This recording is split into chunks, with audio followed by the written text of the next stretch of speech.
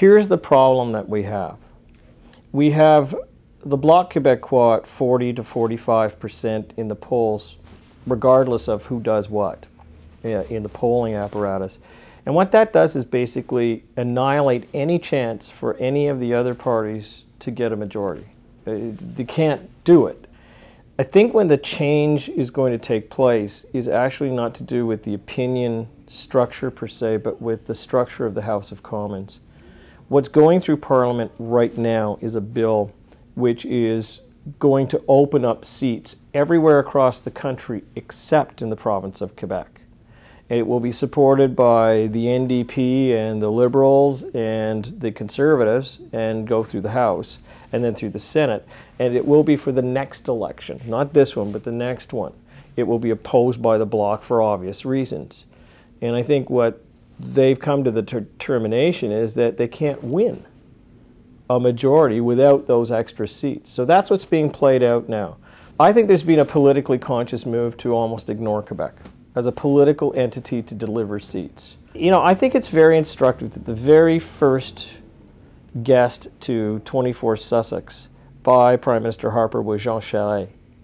One of the very first pieces to go forward in the Harper government was the recognition of Quebec as a distinct society or nation, whatever you want to call it, and actually cost the Harper government a cabinet minister who resigned on principle.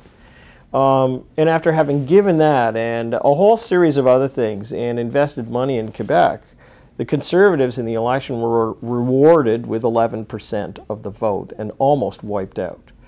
You know what? I think when you're the Prime Minister, you've gone through a couple of election campaigns and you've seen that happen to your party, you say, why am I wasting my time at this? My industry colleague, Frank Graves, was saying that this was a bundle of frustration that the opposition parties could take advantage of and, you know, pull the trigger and go to the polls. Let's be clear. There has been no advantage to the Liberals over, well, since Mr. Dion was in power for the Liberals. There's been absolutely no advantage. In fact, they've sunk to 22% in the polls, in our own polls.